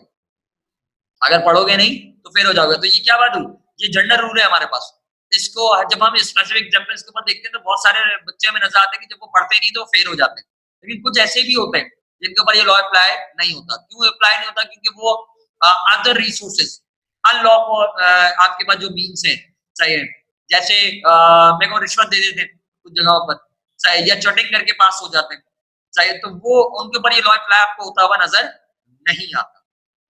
सही, आप कहते हैं ये लॉ उनके ऊपर अप्लाई नहीं हो रहा, उनके ऊपर तो फॉल्स हो गया, लेकिन अक्सरियत के ऊपर क्या हो जाता है, ट्रू हो जाता है। अब स्पेसिफिक एग्जांपल्स की बात करें तो आप स्पेसिफिक एग्जांपल्स में आप मुख्तलिफ एक्टिविटीज, आप मुख्तलिफ बिजनेसमैन को देखते हैं। जैसे मैं कहूँ हमारे पास एक हलीम वाला है, मजेदार हलीम। सही, अब मजेदार हलीम वाले जो हैं वो, उनके बारे में कहा जाता है कि वो पहले ठेला लगाते थे। सही, उन्होंने इब्तिदा की कारोबार शुरू किया एक ठेले से। सही, वो ठेला लगाते थे हलीम का। सही, और आज उनकी बड़ी बड़ी दुकानें चल रही हैं। सही, आज उनके बड़े बड़े रेस्टोरेंट उन्होंने खोले हुए। आज उनका जो हलीम है वो दुनिया में सप्लाई किया जा रहा है, यहाँ से दुबई और मुख्तलिफ जगहों पर भेजा जाता है। तो ये क्या हुआ, आपने कहा जब वो ये काम कर सकते हैं, उन्होंने एक छोटे से स्टार्ट किया और आज वो बड़ी जगह पर पहुंच गए, तो कोई दूसरा बंदा भी उनको अपनी एग्जाम्पल बनाकर उसको इम्प्लीमेंट कर सकता है। वो कहते सकता है कि ये मेरे रोल मॉडल है, मेरे हीरो है। सही, मैं अगर इनके स्टेप्स फॉलो करूंगा तो मैं भी क्या करूंगा, तरक्की करूंगा। आप जब बहुत सारे लोग दूसरों को अपना हीरो समझते हैं, एग्जाम्पल्स को, सही, और उससे जो है वो अखज़ करते हैं कि उन्होंने कैसा बिहेव किया, उनके रिएक्शन कैसे थे, सही, तो उसको अपने ऊपर इम्प्लीमेंट करने की कोशिश करते हैं, उनसे रूल बनाने की कोशिश करते हैं कि अगर वो कर सकता है तो मैं क्यों नहीं कर सकता उस चीज को। बात समझ में आ रही है, उसको आप इंडक्टिव का नाम देते हैं। बड़े बड़े बिजनेसमैन, ऑर्गेनाइजेशंस, वो कहती हैं अगर अभी जैसे कोविड चल रहा है, कोविड के अंदर बहुत सारे इदारे बंद हो गए। मैं एक छोटी एग्जांपल दूं, कोविड के अंदर बहुत सारे इदारे ऐसे भी हैं जो आज एजुकेशन इंस्टीट्यूशन वो ऑनलाइन क्लासेस ले रहे हैं, सही, और एक दूसरे को देखकर ले रहे हैं। वो कह रहे हैं भाई अगर फला इदारा ऑनलाइन क्लासेस कर सकते हैं तो हम क्यों नहीं कर सकते। सही, हम भी इस चीज को कर सकते हैं, हमारे पास भी टेक्नोलॉजी मौजूद है, हम भी उस टेक्नोलॉजी को इम्प्लीमेंट करके ऑनलाइन क्लासेस को इम्प्लीमेंट कर सकते हैं। अब किसी को कोई कर पा रहा है और कोई नहीं कर पा रहा है, ये गलत बहस है, लेकिन कोशिश हर कोई कर रहा है कि अगर वो कर रहे हैं तो हम क्यों नहीं कर रहे हैं, हम भी इसको इम्प्लीमेंट करें। सही, बात समझ में आ गई, सबको क्लियर है बेटा, सबको बात समझ में आ गई है? Yes sir. कोई सवाल किसी के जहन में हो, कोई सवाल है किसी के जहन में? नहीं है? हाँ सर। चलो हम आगे चलते हैं। यहाँ पर नोट्स में नहीं है आपके पास, लेकिन आगे मेरे पास मौजूद है एक टॉपिक और हम यहाँ पे उसको डिस्कस कर रहे हैं। चाहे नोट्स में नहीं है आपके पास, लेकिन यहाँ पर मेरे पास स्लाइड में मौजूद है तो मैं इसको डिस्कस कर रहा हूँ। और उम्मन ये चैप्टर नंबर 1 में ही कंसीडर किया जाता है कि इकोनॉमिक की नेचर क्या है, इकोनॉमिक का स्कोप क्या है हमारे पास। चाहे तो यहाँ पर देखो लिखा है कि जब हम इकोनॉमिक के नेचर या स्कोप की बात करते हैं तो हम ये सवाल करते हैं कि इकोनॉमिक क्या है। क्या इकोनॉमिक जो है वो साइंस है या आर्ट है? क्या इकोनॉमिक साइंस है या आर्ट है? अगर तुम कहते हो कि इकोनॉमिक साइंस है तो इकोनॉमिक क्या नॉमिनेटिव साइंस है या इकोनॉमिक पॉजिटिव जो है वो सोशल साइंस है? सही है, इकोनॉमिक जो है वो नॉमिनेटिव साइंस है या इकोनॉमिक जो है वो पॉजिटिव साइंस है या इकोनॉमिक जो है वो सोशल साइंस है? अब देखो यहाँ पर ये 3 किस्म के सवाल आ गए। वो कहता है इकोनॉमिक साइंस है या आर्ट है। एक चीज ये बताएं, क्या कहते हो, क्या है इकोनॉमिक साइंस है या आर्ट है? रामीन बताना चाह रही। जी रामीन। आर्ट। रामीन कह रही है इकोनॉमिक आर्ट है। इब्राहिम, इकोनॉमिक साइंस है आर्ट है? Science. Science is a science. Ibrahim भाई कह रहे हैं साइंस है। इलाहाबादी, इला इकोनॉमिक क्या है, साइंस है आर्ट है क्या है? साइंस है। हमजा, मोहम्मद हमजा। हमजा इकोनॉमिक साइंस है, आर्ट है, क्या है? साइंस है। साइंस है। क्यों साइंस है?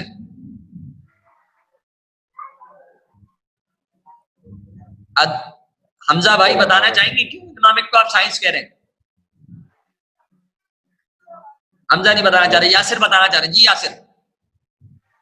सर साइंस है। साइंस है तो क्यों साइंस है बेटा, हम क्यों साइंस कह रहे हैं इसको? फिजा, फिजा, फिजा बताएं अगर मुझे। जी फिजा। फिजा गायब हो गए। उस्मा इकोनॉमिक है। जी, इकोनॉमिक साइंस है तो क्यों साइंस है इकोनॉमिक? सर इसके बारे में मतलब हम इकोनॉमिक्स में बहुत सारी चीजों के बारे में पढ़ते हैं। अच्छा, तो बहुत सारी चीजों में पढ़ते हैं तो इसलिए साइंस हो गई। आज भी कह सकते हैं हम इसको। अच्छा, ये तो आप कंफ्यूज हो गए कि साइंस भी कह सकते हैं, आर्ट भी कह सकते हैं। अच्छा देखिए, अब इस बात का जवाब हमें यहाँ स्क्रीन पे नजर आ रहा है। वैसे तो ऑलरेडी यहाँ पे लिखा हुआ, अगर आप गौर करें तो आपको नजर आएगा। यहाँ पर देखिए लिखा है साइंस क्या चीज है। पहले तो साइंस को डिफाइन क्या करें? Science can be defined as a collection of facts of we collect fact about the general human behaviour. चाहे आपने सुना होगा, हमारे पास एक डॉक्टर होता है जिसको हम साइकोलॉजी का डॉक्टर कहते हैं, हम कहते हैं साइकेट्रिस्ट है, जो इंसानी बिहेवियर को स्टडी करता है, हम उसको डॉक्टर कहते हैं। हम कहते हैं साइकेट्रिस्ट है, ये इंसानी बिहेवियर को, ह्यूमन बिहेवियर की स्टडी कर रहा है, ये बता रहा है कि इंसान का रिएक्शन कब कैसा होता है। इसी बात को देखते हुए हम ये कहते हैं कि इकोनॉमिक क्या है? साइंस है, क्योंकि इकोनॉमिक के अंदर भी हम इंसानी बिहेवियर की स्टडी कर रहे होते हैं कि कब इंसान का रिएक्शन जो है वो कैसा होगा, कब इंसान कैसा रिएक्ट करता है, चाहे कब इंसान ज्यादा खरीदता है, कब इंसान कम खरीदता है। अगर या तो हमने मार्शल की डेफिनेशन पढ़ी थी, हमने रॉबिन्स की डेफिनेशन पढ़ी थी, तो मार्शल और रॉबिन्स के मुताबिक इकोनॉमिक जो थी वो क्या थी? साइंस थी। सही, दोनों ने इकोनॉमिक को साइंस करार दिया है। सही। अब हम अगर इससे आगे जाएं तो हमें, जब हम ये कह रहे हैं कि इकोनॉमिक साइंस है, क्योंकि हम इकोनॉमिक के अंदर इंसानी बिहेवियर को, ह्यूमन बिहेवियर की स्टडी कर रहे हैं, तो फिर सवाल ये पैदा होता है क्या इकोनॉमिक जो है वो पॉजिटिव साइंस है, नॉमिनेटिव साइंस है या सोशल साइंस है? राइट। तो अब अगर हम इसके जवाब के लिए हम आगे जाएं तो हमें क्या नजर आता है? सबसे पहले कि इकोनॉमिक पॉजिटिव साइंस है या नॉमिनेटिव साइंस? तो अगर याद हो तो हमने ये पढ़ा था कि रॉबिन्स के मुताबिक, स्क्रीन पर आपको नजर आ रहा होगा, इकोनॉमिक्स रॉबिन्स के मुताबिक इकोनॉमिक जो है वो पॉजिटिव साइंस है। क्या है? Positive science. क्योंकि रॉबिन्स कहता है कि इकोनॉमिक में जो चीज जैसी है वैसी बयान कर दो। जो इकोनॉमिक्स में जब वो एनालाइज करता है तो वो आइडियल सिचुएशंस की बात करता है। तो आइडियल सिचुएशन का मतलब ये कि वो ये कहता है कि आपके पास जैसे एक लेबोरेटरी के अंदर चीजों को कंट्रोल किया जाता है, एक लेबोरेटरी के अंदर चीजों को कंट्रोल एनवायरनमेंट में रखकर रिएक्शन को चेक करते हैं, इसी तरह रॉबिन्स की जो एग्जांपल्स हैं उसके अंदर ह्यूमन बिहेवियर को कंट्रोल एनवायरनमेंट में रखकर आप चेक कर रहे हैं, आइडियल कंडीशंस में रखकर चेक कर रहे हैं, जबकि इंसानी बिहेवियर हमें चेंज होता हुआ भी नजर आता है। तो रॉबिन्स के मुताबिक जो इकोनॉमिक्स थी वो क्या थी? एक पॉजिटिव साइंस थी। लेकिन जब हम रियल लाइफ में जाते हैं तो रियल लाइफ में हम देखते हैं कि इंसानी बिहेवियर क्या कॉम्प्लेक्स है, वेरिएंट है, हर बंदे का रिएक्शन एक जैसा नहीं होता। इंसान कभी कैसा बिहेव करता है, कभी कैसा बिहेव करता है। जैसे अगर मैं कहूँ तुम गर्मी में आयो और गर्मी में मैं तुमसे कहूँ चाय पियोगे तो शायद तुम मना कर दो, तुमको नहीं पीनी। लेकिन अगर मैं कहूँ तुम्हारी जगह मैं हूँ और मुझसे कोई गर्मी में चाय के बारे में पूछे तो मैं कहूँगा हाँ चाय लिया, कोई मसला नहीं, चाय पी लूंगा मैं। हो सकता तुम में से भी कोई शख्स जो है उसको चाय की तलब हो तो वो गर्मी में जब वो आए तो वो कहे हाँ सही है, चाय जो है मैं पी सकता हूँ उस वक्त। सही है। या क्लाइमेट का चेंज हो जाना, गर्मी नहीं हो रही बारिश शुरू हो जाए तो आप कहेंगे हाँ चाय चाहिए। तो इंसानी बिहेवियर क्या हो रहा है? चेंज हो रहा है। इंसानी बिहेवियर एक जैसा नहीं है, कभी आप उस चीज की डिमांड करते हैं, कभी आप उस चीज की डिमांड नहीं करते। सही। तो इंसानी बिहेवियर क्या कॉम्प्लेक्स है, तो इसका रिएक्शन जो है वो कॉम्प्लेक्स नजर आते हैं आपको, कभी कैसा बिहेवियर करता है, कभी कैसा बिहेवियर करता है। तो वो यही वजह है, वो कहते हैं कि हम जब मार्शल के हिसाब से बात करते हैं तो हमें नजर आता है कि इकोनॉमिक जो है वो पॉजिटिव साइंस नहीं है बल्कि कैसी साइंस है? नॉमिनेटिव साइंस है। अच्छा देखो, अब यहाँ पर ये वाली बात भी बड़ी इंपॉर्टेंट है कि कुछ जगहों पर हमें रॉबिन्स का नजरिया नजर आ रहा है, यानी रॉबिन्स ने जो बिहेवियर कहा कि इकोनॉमिक को एज अ पॉजिटिव साइंस, तो इंसानी बिहेवियर हमें कुछ जगहों पर पॉजिटिव साइंस की तरह नजर आता है, जैसा उसने कहा था वैसे इंसान ने रिएक्ट किया। लेकिन बाद जगहों पर हमें नजर आता है कि ऐसा नहीं है, उसके अगेंस्ट रिएक्शन में नजर आ रहा है। तो कहीं पर नॉमिनेटिव है, किसी के हिसाब से नॉमिनेटिव और किसी के हिसाब से पॉजिटिव साइंस होती भी आपको नजर आती है। सही, क्लियर है? बात समझ में आ गई सबको? अच्छा, फिर इससे यानी इसका मतलब इकोनॉमिक कहीं पॉजिटिव और कहीं हमारे पास क्या है? नॉमिनेटिव। अच्छा, फिर आगे अगर हम जाएं तो हम कहते हैं क्या इकोनॉमिक जो है वो सोशल साइंस है। तो अगर याद हो हमने कहा था कि मार्शल के मुताबिक इकोनॉमिक जो है वो क्या है, इकोनॉमिक सोशल साइंस भी है। चाहे क्यों सोशल साइंस है, क्योंकि वो सोसाइटी की बात करता है, वो बात करता है इंसानों की, वो कहता है इंसान जो है वो कैसा रिएक्ट करता है सोसाइटी के अंदर। हम उसका तस्करा करेंगे जो हमारी सोसाइटी में रहता है। चाहे इंसान जो सोसाइटी में रह रहा है वो कैसा बिहेव करेगा, वो सारे काम करेंगे जो सोसाइटी के लिए हो। तो हमें मार्शल के हिसाब से इकोनॉमिक जो है वो हमें सोशल साइंस भी नजर आती है। यानी एक तरफ पॉजिटिव साइंस भी है, कहीं पॉजिटिव है, कहीं सोशल साइंस है, कहीं नॉमिनेटिव साइंस हमें नजर आती है। चाहे तो इकोनॉमिक साइंस है, कहीं सोशल, कहीं पॉजिटिव और कहीं नॉमिनेटिव। चाहे डिपेंड करता है कंडीशंस के ऊपर, कहीं नॉमिनेटिव हो जाती है, कहीं सोशल हो जाती है और कहीं जो है ये पॉजिटिव हो जाती है। चाहे क्लियर है, बात समझ में आ गई है? किसी के लिए पॉजिटिव है, किसी के लिए नॉमिनेटिव है और किसी के लिए सोशल साइंस है। फिर सवाल ये होता है क्या इकोनॉमिक जो है वो आर्ट है या नहीं है?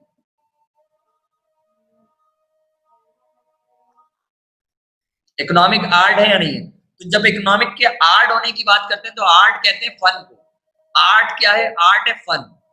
सही, तो आर्ट क्या है? Basically practical application. जब तक तुम इकोनॉमिक को पढ़ रहे हो, जब तक क्या कर रहे हो, इकोनॉमिक को पढ़ रहे हो, जब तक वो साइंस है। और जब तुम अपनी रियल जिंदगी में उसके इम्प्लीमेंटेशन पे जा रहे हो, चाहे तुम उससे बेनिफिट ड्राइव करो, तो वो क्या बन जाता है? वो आर्ट बन जाता है। यहाँ पर एक एग्जांपल है डॉक्टर की। एक डॉक्टर है, चाहे जब तक वो एमबीबीएस पढ़ रहा है, चाहे मेडिकल कॉलेज के अंदर स्टडी हासिल कर रहा है, वो साइंस है। लेकिन जब वो अपनी रियल लाइफ में इम्प्लीमेंटेशन पे जाता है, चाहे जब वो डॉक्टरी की प्रैक्टिस करना शुरू करता है, तो हम कहते हैं उसका फन है। कैसे फन है जरा समझना। तुम दो डॉक्टर्स की एग्जांपल देता हूं मैं। तुम एक डॉक्टर के पास गए, उसने तुम्हें जो है वो, तुमने कहा मेरी तबीयत खराब है, चाहे उसने क्या किया, उसने जो है तुम्हारे बुखार के लिए तुम्हें जो है वो 5 गोलियां या 6 गोलियां, 6 मेडिसिन लिख दी उसने। उन्होंने कहा फला फला मेडिसिन जी खा लो, तुम सही हो जाओगे। सही है। अच्छा, तुमने खाया, खाने के बाद सही भी हो गए। सही। इसके मुकाबले पर तुम एक ऐसे डॉक्टर के पास गए जिसने तुम्हें सिर्फ एक गोली लिख कर दी है, उसने कहा बस ये एक गोली खा लो सही हो जाओगे, और तुमने वो एक गोली खाई, सही हो गए। सही। तो अब मैं दोनों को कंसीडर करूं, एक डॉक्टर वो जिसने तुम्हें ज्यादा दवाइयां दी है, एक डॉक्टर वो जिसने तुम्हें सिर्फ एक गोली लिख कर दी है। तो तुम दोनों में से किसको कहोगे कौन अपने फन का, कौन अपने काम का माहिर है? एक गोली वाला या 6 गोली वाला? जिसने एक गोली दी। चाहे जिसने एक गोली दी, एक दवा दी, तुम कहते हो वो अपने फन का माहिर है, वो अपना काम में ज्यादा एक्सपर्ट है। समझ में आ गई? मैं अक्सर एक एग्जांपल देता हूँ। हुआ क्या कि बचपन में मेरे दांत निकले, चाहे दाढ़ें निकलवाई गई, चाहे दांत तुम कीड़ा लग गया तो दाढ़ें निकलवाने गए। तो जब हम जाते थे तो जिस डॉक्टर के पास मैं जाता था, वो डॉक्टर जो बड़े मुश्किल तरीके से निकालता था, और मुझे अजियत होती थी बहुत, वो सख्त तरीके से इंजेक्शन लगाएगा, उसके बाद प्लास, उसके बाद एक प्लास नुमा चीज होती है जिससे दांत को बहुत ज्यादा सख्ती से, मुझे बहुत अजियत होती थी, मैं बहुत शोर बजाता था जब मैं छोटा था, कहना चाहिए। अच्छा, एक दिन क्या हुआ, जब मैं उसके बाद दाढ़ निकलवाने के लिए गया तो उसका एक डॉक्टर दोस्त आया हुआ था। सही। दोनों बैठ के बातें कर रहे थे, और मैंने वैसे ही, मैं छोटा था, मेरा ख्याल से 2 क्लास में था मैं उस वक्त शायद, शायद जब मेरी दाढ़ें निकली, तो मैंने शोर मचाना शुरू कर दिया। तो उस वक्त जो है वो जो उसका दोस्त डॉक्टर था, उसने कहा कि मैं निकालूंगा आज। सही। वो आया। अच्छा, आते हुए उसने भी वही काम किया, उसने भी दाढ़ में मेरे इंजेक्शन लगाया, और इंजेक्शन लगाने के बाद वो मुझसे नॉर्मल बातें करने लगा, कौन सी क्लास में पढ़ते हो, क्या करते हो, और उसमें जो है अपना काम में वो लग गया। अच्छा, अब वो बातें करते करते उसने क्या किया, अचानक मेरा दांत निकालकर उसने मुझे दिखाया कि ये देखो मैंने तुम्हारा दांत निकाल दिया। मुझे बिल्कुल भी दर्द का एहसास नहीं हुआ, मुझे पता ही नहीं लगा कि उसने कब मेरा दांत निकाल लिया। तो मेरे हिसाब से उस वाकये के बाद से मैं कहता हूँ वो डॉक्टर जो था वो अपने काम का ज्यादा एक्सपर्ट था। चाहे उसने मेरे माइंड को दूसरी तरफ डाइवर्ट किया, चाहे बातें करता रहा नॉर्मली जैसे मुझसे बातें कर रहा है, और उसने अपने काम भी जारी रखा। उसके मुकाबले उसका जो दोस्त था वो अच्छा एक्सपर्ट नहीं था। तो आर्ट, ये कहते हैं इकोनॉमिक्स जो है जब तक पढ़ रहा है, जब तक आप इकोनॉमिक को पढ़ रहे हैं, जब तक वो साइंस है, और जब अपनी रियल लाइफ में जाते हैं, आप बिजनेस सेक्टर में जाते हैं और उसको इम्प्लीमेंट करते हैं अपनी प्रॉब्लम्स को, इकोनॉमिक प्रॉब्लम्स को सॉल्व करने के लिए, और आप उसको अच्छे से सॉल्व कर पाते हैं, तो आप क्या कर रहे हैं, आप आर्ट के ऊपर अमल कर रहे हैं, आप आर्ट बन गए। वो कहते हैं इकोनॉमिक जो है वो साइंस भी है, और इकोनॉमिक क्या है, आर्ट भी है। सही। इकोनॉमिक दोनों है, इकोनॉमिक साइंस भी और आर्ट भी है। सही। ये झगड़ा हमारा जो है वो बाकी है, और ये झगड़ा हमें नजर आता है यूनिवर्सिटीज के अंदर भी। आपको सुनकर हैरत होगी, बहुत सारी यूनिवर्सिटीज ऐसी हैं जो इकोनॉमिक को आर्ट में शुमार करती है। कराची यूनिवर्सिटी में इकोनॉमिक जो है वो आर्ट्स डिपार्टमेंट में, लेकिन कुछ ऐसी यूनिवर्सिटीज में जिसमें ये साइंस के डिपार्टमेंट में मौजूद है, वो उसको साइंस का पार्ट ट्रीट करती है, वो इकोनॉमिक को। आप जानते हैं सेम सब्जेक्ट पढ़ाया जा रहा होता है, कहीं पर सेम सब्जेक्ट सेम टॉपिक्स पढ़े होंगे, लेकिन कुछ यूनिवर्सिटीज उसको एमएससी कहती हैं, सही, और कुछ उसको एमए कहती हैं कि ये एमए इकोनॉमिक्स है, कुछ उसको एमएससी कहते हैं। हमारे यहाँ का मसला ये है कि हमारे यहाँ यानी इंटरनेशनल लेवल पर भी तुम इकोनॉमिक्स को अगर सर्च करोगे तो इकोनॉमिक्स को कुछ यूनिवर्सिटीज जो है वो आर्ट्स में शुमार कर रही है, कुछ उसको साइंस में शुमार कर रही है। हमारे यहाँ हमारा जो केयू डिपार्टमेंट है, अगर आप कॉमर्स से जाते हैं तो आपको वो एमए की डिग्री देता है, सही है, और अगर आप साइंस के स्टूडेंट हैं तो वो आपको एमएससी की डिग्री देता है। मजे की बात ये कि दोनों सेम क्लास में पढ़ रहा हो, राइट, यानी साइंस वाला भी और कॉमर्स वाला भी, एक को एमएससी कह रहे हैं, एक को वो एमए कह रहे हैं कि ये एमए किया है उसने इकोनॉमिक्स के अंदर। तो ये हमारे यहाँ एक अजीब सा झगड़ा है डिग्री से रिलेटेड, कहीं उसको साइंस शुमार कर रहे हैं और कहीं उसको आर्ट्स शुमार कर रहे हैं। सही, डिपेंड करता है यूनिवर्सिटी की पॉलिसी के ऊपर कि वो उसको साइंस समझती है या वो उसको आर्ट्स समझती है। बात समझ में आ गई?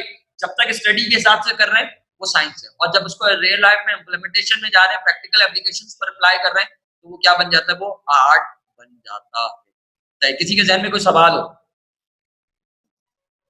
किसी के जहन में कोई सवाल बेटा? कोई सवाल है? कोई सवाल? सही है, अगर सवाल नहीं है तो बहुत ही अच्छी बात है। हमारा चैप्टर नंबर 1 खत्म हो गया, सही है, हमारा चैप्टर नंबर 1 खत्म हो गया। नेक्स्ट क्लास के अंदर हम नया चैप्टर शुरू करेंगे, सही है, फैक्टर्स ऑफ प्रोडक्शन का हम पहले चैप्टर पढ़ेंगे। कौन सा पढ़ेंगे? फैक्टर्स ऑफ प्रोडक्शन का चैप्टर। प्रोडक्शन। तो